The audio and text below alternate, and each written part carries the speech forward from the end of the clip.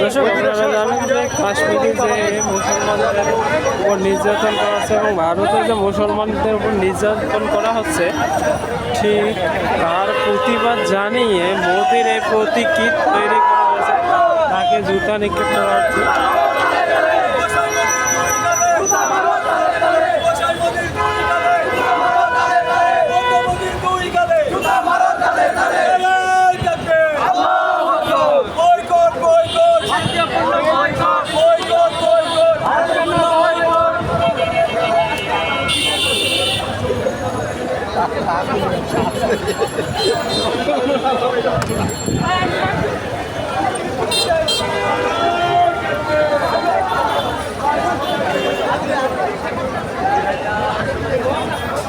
দর্শক আপনারা দেখলেন যে